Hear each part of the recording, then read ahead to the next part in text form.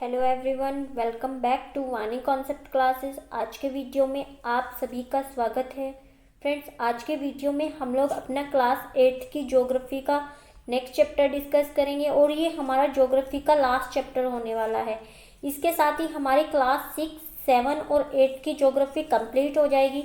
इसके पहले हम लोग क्लास 6 की पॉलिटी भी कंप्लीट कर चुके हैं, तो नेक्स्ट वीडियो से हम लोग जो है क्लास 7 की पॉलिटी को स्टार्ट कर देंगे। फ्रेंड्स, क्लास 7 की पॉलिटी में आपको कुछ हैंड रिटन फॉर्मेट में समरी देखने को मिलेगी और कुछ समरी हम लोग सीधा एनसीईआरटी से करेंगे। तो चलिए आज का चैप्टर हम अपना स्टार्ट करते हैं। आज के हमारे चैप्टर का टाइटल है मानव संसाधन। आप लोग ऑलरेडी क्लास 8 में जो है रिसोर्सेज के बारे में पढ़ते चले आ रहे हैं। वेरी फर्स्ट चैप्टर में हमने पढ़ा था कि 3 प्रकार के रिसोर्सेज होते हैं। एक नेचुरल रिसोर्सेज होता है जिसमें रिन्यूएबल और नॉन रिन्यूएबल जो हमारे होते हैं, नवीकरणीय और अनवीकरणीय। फिर हमने पढ़ा था कि मानव निर्मित संसाधन होते हैं जो कि मानव द्वारा बनाए जाते हैं, और फिर मानव खुद में एक बड़ा संसाधन है। ये भी हमने ऑलरेडी इंट्रोडक्शन ले लिया था। तो यहाँ पे हम लोग आज मानव संसाधन के बारे में ही पढ़ेंगे। तो लोग जो है एक राष्ट्र के सबसे बड़े संसाधन होते हैं। क्यों? क्योंकि प्रकृति से प्रदत्त संसाधन भी तभी महत्वपूर्ण होते हैं जब लोग उनको अपने लिए उपयोगी बना पाते हैं। अगर प्रकृति द्वारा कोई तत्व जो हमें प्रदान किया गया है हम उसको उपयोग नहीं कर पाते तो वो हमारे लिए संसाधन नहीं है। एग्जाम्पल आप प्रीवियस चैप्टर्स में देख चुके हैं कि जब तक हमें लोहे का ज्ञान नहीं था तब तक वो हमारे लिए संसाधन नहीं था, लेकिन जब हमें उसका ज्ञान हो गया तो वो हमारे लिए संसाधन कहलाने लगा। तो क्या होता है कि जब लोगों के लिए उपयोगी होती है प्रकृति की देन, वो तभी हमारे लिए संसाधन बनती है। लोग अपनी आवश्यकताओं और योग्यताओं से उसे संसाधन में परिवर्तित कर देते हैं। देखिए फ्रेंड्स, एक तो आवश्यकता, यूटिलिटी, उपयोगिता, और एक एबिलिटी। किसी भी चीज को संसाधन में बदलने की एबिलिटी भी होनी चाहिए, और यही एबिलिटी ह्यूमन को रिसोर्स बनाती है। इस प्रकार मानव संसाधन ही अंतिम संसाधन है। ये चीज आपको याद रखनी है, ये लाइन रट लेनी है कि मानव संसाधन अंतिम संसाधन है। स्वास्थ्य, शिक्षित और अभिप्रेरित मोटिवेटेड लोग ही अपनी आवश्यकताओं के अनुरूप संसाधनों का विकास करते हैं। तो संसाधनों का विकास कौन से लोग करते हैं? स्वस्थ, शिक्षित और मोटिवेटेड। अब ये जो मानव संसाधन है अन्य संसाधनों के समान ही विश्व में समान रूप से वितरित नहीं है। ह्यूमन जो रिसोर्स है इसकी डेंसिटी भी कहीं पर अधिक कहीं पर कम है, क्योंकि उसके अलग अलग डिफरेंट कारण होते हैं। और सबसे बड़ा कारण होता है हमारा एनवायरनमेंट। अपने शैक्षिक स्तर, आयु और लिंग में भी वे एक दूसरे से भिन्न होते हैं और उनकी संख्या और लक्षण भी बदलते रहते हैं। तो मानव रिसोर्स में भी भिन्नता पाई जाती है, एजुकेशन के लेवल पे, एज के लेवल पे, लिंग के लेवल पे और संख्या और लक्षणों के लेवल पे भी। यहाँ पे एग्जाम्पल दिया गया है। अब यहाँ पे एक योजना आपको बताई गई है जिसको हम कहते हैं PKVY योजना। PKVY का फुल फॉर्म होता है प्रधानमंत्री कौशल विकास योजना। ये शुरू की गई थी 2015 में, और इसका लक्ष्य क्या था? लक्ष्य था इसका 2016 से 2020 के बीच में 1 करोड़ लोगों को प्रशिक्षित करना, 1 करोड़ लोगों को ट्रेंड करना, ताकि जो उनकी मौजूदा हालत है उसमें और जो उनके संभाव्य हैं उनकी रोजगार पाने की जो क्षमता है उसकी गुणवत्ता में जो है वो सुधार किया जा सके। तो इस तरह से इस योजना का उद्देश्य क्या था? इस योजना का उद्देश्य था रोजगार योग्य कौशल योग्यता है उसको प्रोत्साहित करना। और कितने लोगों को? 1 करोड़ लोगों को। समय पीरियड कितना था? 2016 से 2020। शुरू कब हुई थी? 2015 में। ये सारे फैक्ट्स आपको इस योजना PKVY के लिए याद रखने हैं। अब जनसंख्या का वितरण, जैसे कि मैंने बताया कि अन्य संसाधनों की डेंसिटी भी कहीं पर ज्यादा कहीं पर कम होती है, उसी तरह से जनसंख्या के मामले में भी यही चीज सही है। तो भूपृष्ठ पर लोग जिस प्रकार फैले हुए हैं उसे हम जनसंख्या वितरण का प्रतिरूप कहते हैं। ये चीज याद रखनी है। अब विश्व की जो 90% से भी अधिक जनसंख्या है ये केवल भूपृष्ठ के 30% से भी कम क्षेत्र पर रहती है, यानी कि लगभग 30% क्षेत्र पे 90% जनसंख्या रहती है। विश्व में जनसंख्या का वितरण बहुत असमान है, क्योंकि कुछ क्षेत्र बहुत ज्यादा घने बसे हुए हैं और कुछ बहुत ज्यादा कम घने बसे हुए हैं। तो जो घने बसे क्षेत्र हैं उनमें आता है आपका दक्षिण और दक्षिण पूर्वी एशिया। एशिया में विश्व के सबसे ज्यादा लोग रहते हैं। यूरोप और उत्तर पूर्वी अमेरिका। देखिए फ्रेंड्स, उत्तर पूर्वी अमेरिका भी बहुत ज्यादा डेंस एरिया है।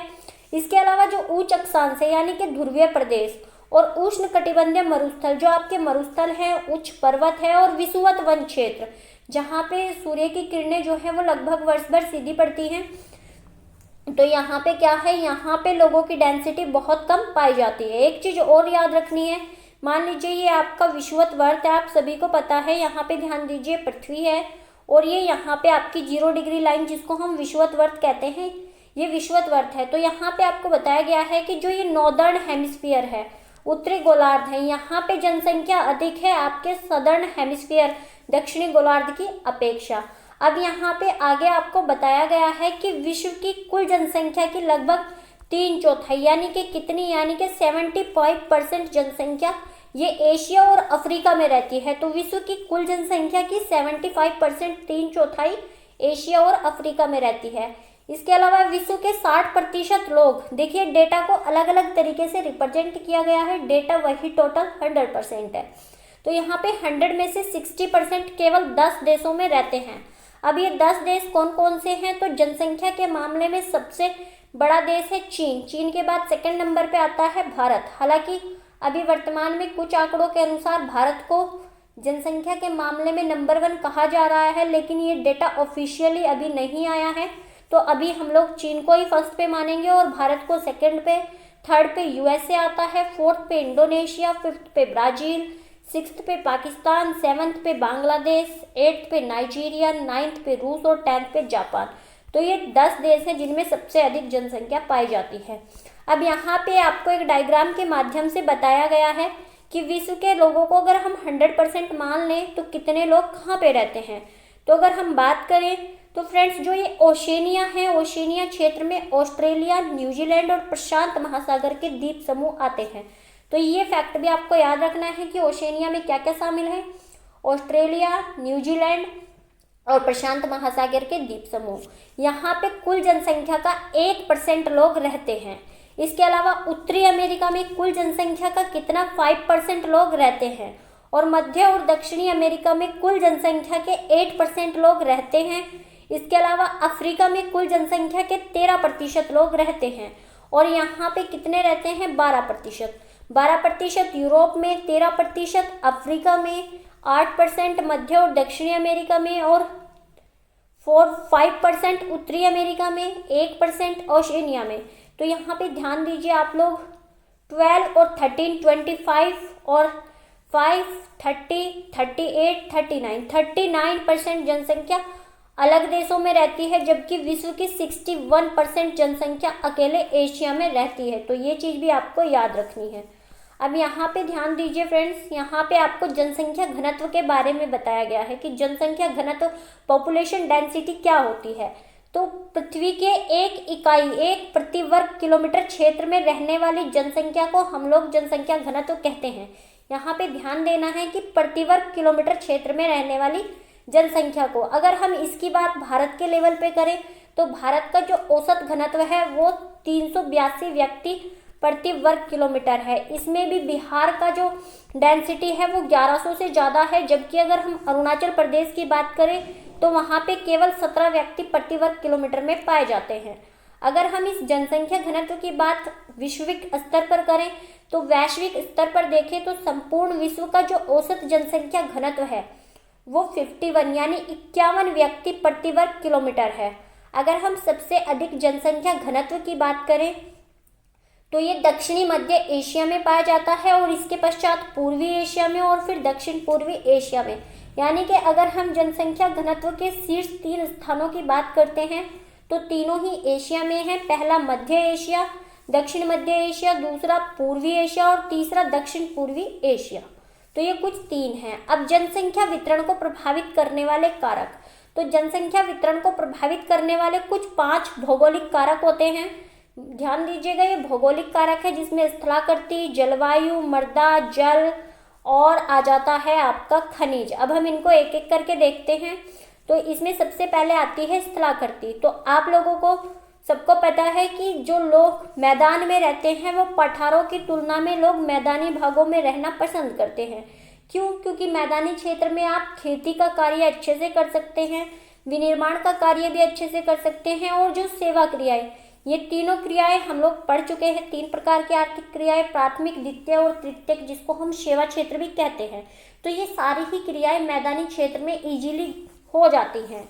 और गंगा का मैदान विश्व का सबसे अधिक घना बसा हुआ मैदान है, जबकि एंडीज जो आपकी दक्षिणी अमेरिका में पाई जाती है, आल्प्स जो आपके यूरोप में पाए जाते हैं, और हिमालय भारत में पाए जाने वाले पर्वत क्षेत्र में जनसंख्या जो है वो विरल बसी हुई है।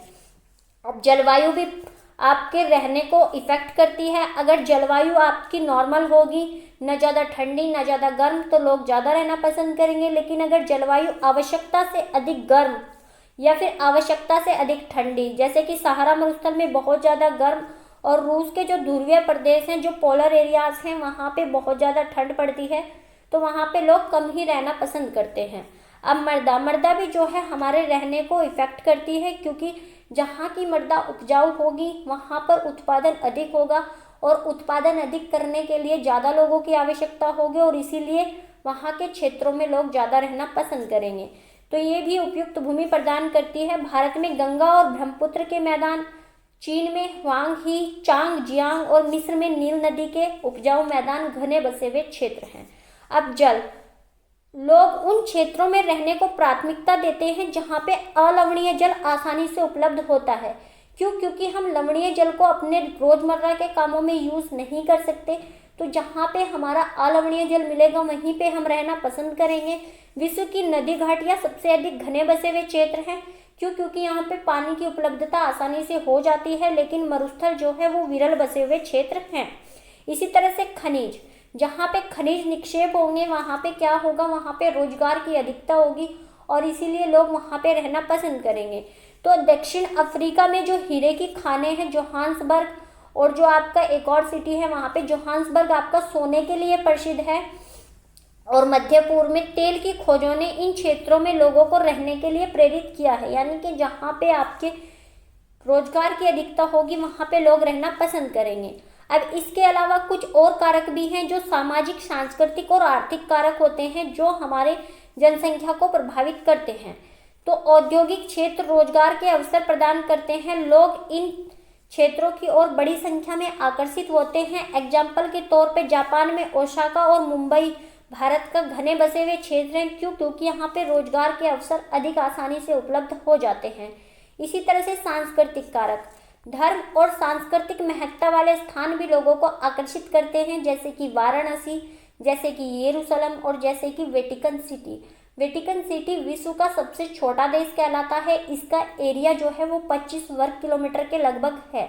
इसी तरह से सामाजिक कारक, अगर आपके रहने का जो इन्वायरमेंट है, सोशल इन्वायरमेंट है, वो अच्छा होगा तो लोग वहाँ पे रहना पसंद करेंगे। अगर सोशल इन्वायरमेंट अच्छा नहीं है तो लोग वहाँ पे रहना पसंद नहीं करेंगे। तो अच्छे आवास, शिक्षा और स्वास्थ्य सुविधाओं के क्षेत्र अत्यधिक घने बसे हुए हैं। एग्जाम्पल के तौर पे आप पुणे सिटी को ले सकते हो। अब यहाँ पे एक चीज़ आपको और देखनी है, जो है कि जीवन प्रत्याशा। तो जीवन प्रत्याशा उन वर्षों की संख्या है जिनमें कि व्यक्ति औसत रूप से जीवित रहने की आशा की जा सकता है, यानी कि औसत रूप से व्यक्ति के जीवित रहने के वर्षों की जो संख्या है वही आपकी जीवन प्रत्याशा कहलाती है। तो ये चीज़ आपको याद रखना है। एक चीज़ और याद रखनी है कि जीवन प्रत्याशा आपके जनसंख्या परिवर्तन को प्रभावित नहीं करती, बल्कि जनसंख्या परिवर्तन को प्रभावित करने वाले 3 फैक्टर्स होते हैं। इन तीनों फैक्टर्स को आपको याद रखना है। सबसे पहला फैक्टर होता है आपका जन्म दर, दूसरा होता है आपका मृत्यु दर, और तीसरा होता है प्रवास। तो ये तीनों ही फैक्टर आपको याद रखने हैं, और अपकमिंग पैराग्राफ में हम इनके बारे में डिटेल से पढ़ेंगे। अब जनसंख्या परिवर्तन होता क्या है? तो जनसंख्या परिवर्तन एक निश्चित अवधि के दौरान लोगों की संख्या में परिवर्तन से है। विश्व की जनसंख्या कभी भी स्थिर नहीं है, बल्कि ये पहले की अपेक्षा कई गुना बढ़ गई है। अगर हम 1800 में देखें तो यहाँ 1800 तक विश्व की जनसंख्या में बहुत धीरे धीरे वृद्धि हो रही थी, लेकिन इसके बाद ये वृद्धि जो है तेजी से हुई है। क्यों? क्योंकि पहले जितने ज़्यादा बच्चे जन्म लेते थे, स्वास्थ्य सुविधाएं ना होने के कारण उतनी ही बड़ी संख्या में उनकी डेथ भी हो जाती थी। लेकिन जैसे जैसे स्वास्थ्य सेवाओं में सुधार हुआ, वैसे वैसे जन्म देने की जो दर है वो तो जो की तो बनी रही, लेकिन मृत्यु दर में कमी आई, जिससे कि हमारी प्राकृतिक जो जनसंख्या वृद्धि दर है उसमें बढ़ोतरी हो गई। अब यहाँ पे ध्यान दीजिए कि 1804 तक विश्व की जनसंख्या 1 अरब हो गई, और अगर इसके 150 वर्ष बाद की बात करें तो ये 3 गुनी यानी 3 अरब तक पहुंच गई। और इस तरह तेजी से जनसंख्या बढ़ने को ही हम लोग जनसंख्या विस्फोट कहते हैं।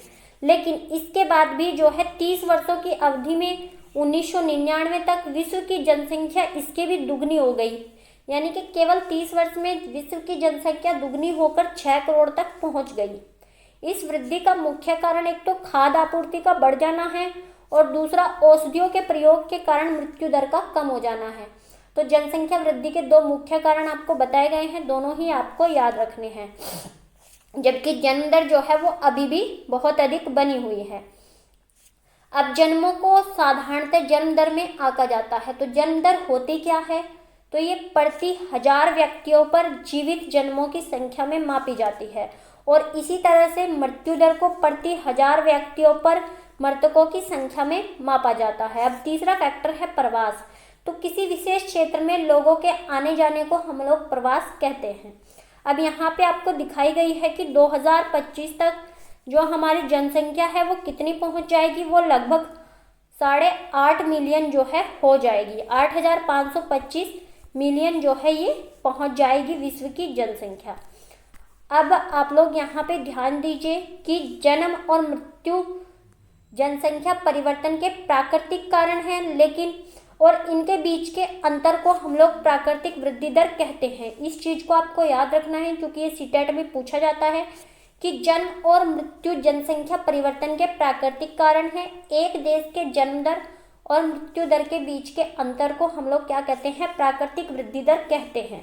और जो ये प्राकृतिक वृद्धि दर है ये कितनी अच्छी मानी जाती है? तो यहाँ पे आप लोग ध्यान दीजिए कि जो 1 से 1.9% तक है, इसको हम जनसंख्या वृद्धि दर की जो प्राकृतिक वृद्धि दर है इसकी आदर्श स्थिति मानते हैं। जबकि 2 से 2.9 तक उच्च और 2.9 या फिर 3% से अधिक को अति उच्च माना जाता है। तो ये डेटा आपको याद रखना है कि आदर्श प्राकृतिक वृद्धि दर कितनी होती है। तो ये 1 से 1.9% के बीच में होती है। अब हम लोग यहाँ पे ध्यान देंगे, एक डायग्राम आपको दिखाया गया है कि जनसंख्या वृद्धि किसे कहते हैं, जनसंख्या स्थिरता किसे कहते हैं, और जनसंख्या में कमी किसे कहते हैं। तो जब जन्म दर अधिक होती है और मृत्यु दर कम होती है तो ये जनसंख्या वृद्धि कहलाती है। जब जन्म दर और मृत्यु दर समान हो तो इसको जनसंख्या की स्थिरता कहा जाता है, जो कि एक आदर्श स्थिति है और ये पॉसिबल नहीं है। लेकिन अगर जन्म दर आपकी कम हो और मृत्यु दर अधिक हो तो यहाँ पे जो है जनसंख्या में कमी होगी, जनसंख्या में ह्रास होगा। जनसंख्या बढ़ने का मुख्य कारण क्या है? प्राकृतिक वृद्धि दर में तेजी से वृद्धि होना है। अब यहाँ पे प्रवास जो है ये भी 2 प्रकार के होते हैं, एक उत्प्रवासी और एक अप्रवासी। दोनों को इमिग्रेंट ही कहा जाता है, लेकिन एक ई से शुरू होता है और एक आई से शुरू होता है। तो जो अप्रवास है वो जब एक देश में नए लोग आते हैं तो उसको हम लोग अप्रवास कहते हैं। लेकिन जब एक देश को लोग छोड़ते हैं तो अपने देश से जब लोग छोड़ के जा रहे हैं उसको हम लोग उत्प्रवास के रूप में परिभाषित करते हैं। तो आने वाले को अप्रवासी और जाने वाले को उत्प्रवासी कहा जाता है। संयुक्त राज्य अमेरिका, यूएसए और ऑस्ट्रेलिया जैसे देश ऐसे हैं जहाँ पे अप्रवास के कारण जनसंख्या बढ़ी है।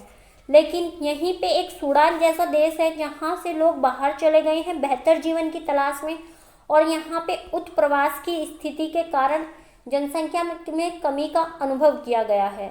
इसी तरह से क्या है कि अंतर्राष्ट्रीय प्रवास की सामान्य प्रवृत्ति ये है कि लोग अच्छे आर्थिक अवसरों की खोज में कम विकसित राष्ट्रों से अधिक विकसित राष्ट्रों में चले जाते हैं।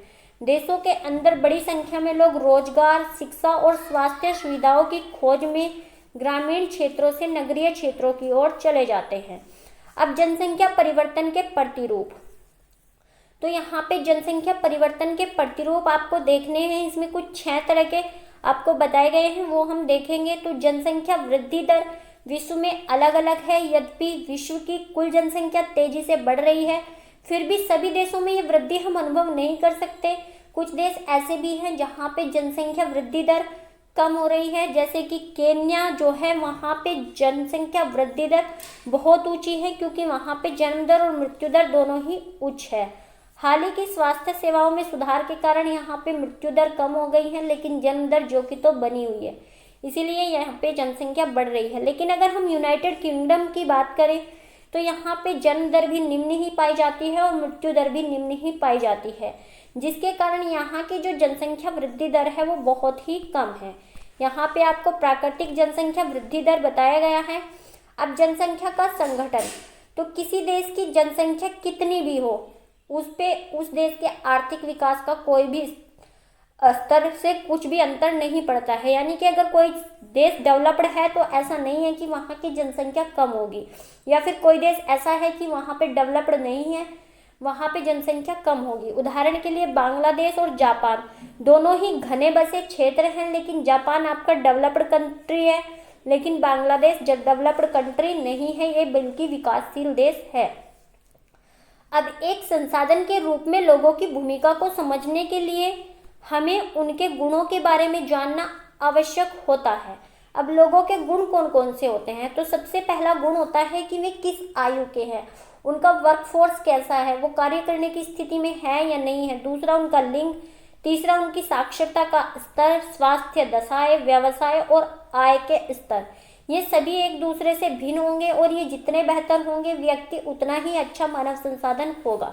अब जनसंख्या संगठन जनसंख्या की संरचना को दर्शाता है। ये चीज ध्यान देनी है कि जनसंख्या संगठन जनसंख्या की संरचना को दिखाता है, ना कि उसकी संख्या को। तो जनसंख्या संगठन हमारी क्या क्या जानने में मदद करता है, ये क्वेश्चन आपसे सीटेट में पूछा जा सकता है। तो जनसंख्या संगठन हमारी जानने में मदद करता है कि कितने स्त्री हैं, कितने पुरुष हैं, किस आयु वर्ग के हैं, कितने शिक्षित हैं, किस प्रकार के व्यवसाय में लगे हैं, उनकी आय का स्तर क्या है और उनकी स्वास्थ्य की दशाएं क्या है।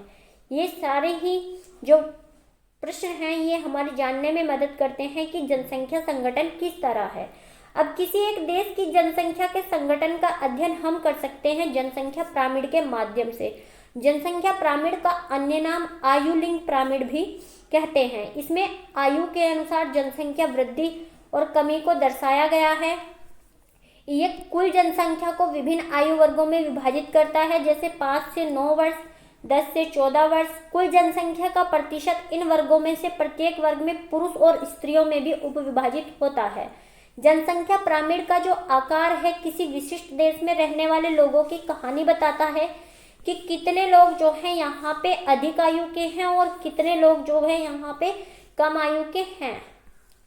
अब जनसंख्या पिरामिड के बारे में कुछ चीज देखेंगे हम कि जो यहाँ पे ध्यान दीजिए कि जो बच्चों की संख्या है निचले भाग में, ये क्या दर्शाती है, ये दर्शाती है आपको कि जन्म के स्तर को दर्शाती है कि जन्म के स्तर में कितनी है। और ऊपर का जो आकार है ये 65 वर्ष से लोगों की अधिक आयु को दर्शाता है और मृतकों की संख्या को दर्शाता है। यानी कि यहाँ पे आपको बच्चे दिखाए गए हैं कि कितने बच्चे हैं, और फिर बीच में आपको जो आपके वयस्क हैं वो, और ऊपर जो है अधिक आयु के लोग दिखाए गए हैं। तो जनसंख्या का पिरामिड एक देश में आश्रित लोगों की संख्या को भी बताता है। अब आश्रित लोगों में कौन कौन शामिल किए जाते हैं, तो आश्रित लोगों में 15 वर्ष से कम आयु के बच्चों को शामिल किया जाता है, और वृद्ध लोग जो कि 65 वर्ष से अधिक आयु के होते हैं उनको भी हम लोग आश्रित लोगों में शामिल करते हैं। जबकि 15 से 65 वर्ग के आयु के लोगों को हम लोग आर्थिक रूप से सक्रिय यानी कार्यरत आयु वर्ग में रखते हैं। अब किसी एक देश में अगर जनसंख्या में वृद्धि दर और जन्म दर यानी और मृत्यु दर दोनों ही ऊंचे हो तो जनसंख्या का जो पिरामिड का आधार है वो चौड़ा और ऊपर से तीव्रता से संकरा होता जाता है। इसको आप लोग केन्या के पिरामिड से देख सकते हैं कि यहाँ पे जनसंख्या जन्म दर भी अधिक है और मृत्यु दर भी अधिक है, इसलिए नीचे से बहुत अधिक चौड़ा और ऊपर से बहुत अधिक संकरा है। इसी तरह से आप लोग देख सकते हैं भारत का पिरामिड। तो भारत में वर्तमान में जो आपकी वर्क फोर्स है वो बहुत अधिक है। जिन देशों में मृत्यु दर विशेष रूप से छोटे बच्चों में कम हो रही है वहाँ पे युवा आयु वर्ग का पिरामिड चौड़ा है, क्योंकि शिशु प्रौढ़ावस्था तक जीवित रहते हैं। और ये चीज़ आप भारत के पिरामिड में देख सकते हैं कि हमारे यहाँ इतने बच्चे जन्म लिए और उनमें से बहुत कम की ही डेथ हुई, और वर्क फोर्स में भी बहुत सारे लोग हमारे शामिल हैं। तो इस प्रकार की जनसंख्या में युवा सापेक्षता अधिक होते हैं, और इसका अर्थ होता है कि हमारे पास जो श्रम शक्ति है, जो लेबर फोर्स है, वो हमारी बढ़ी हुई। लेकिन अगर हम जापान जैसे लोग देशों की बात करें तो यहाँ पे मृत्यु दर जो है वो बहुत कम है। इसी कारण से लोग अधिक वर्ध आयु तक पहुँच जाते हैं। कुशल उत्साही, यहाँ पे आप लोग जापान का पिरामिड जरूर देखिए और इसको समझने की कोशिश कीजिए, तो आपको बहुत सारी इंटरेस्टिंग चीज़ें पता चलेंगी। कुशल, उत्साही, आशावादी और सकारात्मक दृष्टि जैसे युवा किसी राष्ट्र के भविष्य होते हैं। हम भारतवासी भाग्यशाली हैं। क्यों? क्योंकि हमारे पास जो युवा मानव संसाधन है वो अधिक है, लेकिन एक दुख की बात है कि हमारा जो युवा संसाधन है वो अप्रवासी ज़्यादा बन रहा है। हम यूएसए, कनाडा, ब्रिटेन, यूरोप, इन सब महाद्वीपों की तरफ ज़्यादा आकर्षित हो रहे हैं बेहतर जीवन की तलाश में, और इसी वजह से हमारा जो कौशल है, हमारा जो टैलेंट है वो प्रवास कर रहा है। तो फ्रेंड्स, इसी के साथ हमारी ये क्लास 8 की ज्योग्राफी की बुक और ये हमारा लास्ट चैप्टर दोनों ही कंप्लीट होते हैं। आप लोगों का होमवर्क एज यूजुअल आपको पिछले 5 से 6 साल के प्रीवियस ईयर को एक सरसरी निगाह से देखना है और उनके क्वेश्चंस में से इस चैप्टर से रिलेटेड 5 से 6 क्वेश्चन को आपको छांट लेना है। आप लोग एक यूथ कंपटीशन का प्रीवियस ईयर ले लीजिए और उसी से थ्योरी पढ़ने के बाद क्वेश्चंस को सर्च कीजिए। इससे आप में कॉन्फिडेंस भी आएगा और आपको पता भी चलेगा कि जो सीटेट है वो किस तरह के क्वेश्चन सीबीएसई आपसे उसमें पूछता है। तो चलिए हम इसकी जो प्रश्नावली है उसको भी देख लेते हैं। जनसंख्या वितरण से क्या तात्पर्य है? तो आप लोगों को पता है कि जनसंख्या वितरण किसी दिए गए क्षेत्र में लोग किस रूप में वितरित है इसको दर्शाता है। तो यहाँ पे ऑप्शन सी सही है। इसके अलावा विशिष्ट क्षेत्र में समय के साथ जनसंख्या में किस प्रकार का परिवर्तन होता है, तो इसको हम लोग जनसंख्या परिवर्तन कहते हैं। किसी विशिष्ट क्षेत्र में जन्म लेने वाले लोगों की संख्या के संदर्भ में मृत्यु प्राप्त करने वाले लोगों की संख्या के अंतर को हम लोग प्राकृतिक वृद्धि दर कहते हैं और इसकी आदर्श स्थिति 1 से 1.9 के बीच होती है। वे 3 मुख्य कारक कौन से हैं जिनसे जनसंख्या में परिवर्तन होता है? तो यहाँ पे आपको ध्यान रखना है कि जीवन प्रत्याशा को इसमें शामिल नहीं करेंगे, बल्कि जन्म, मृत्यु और प्रवास को इसमें शामिल करेंगे।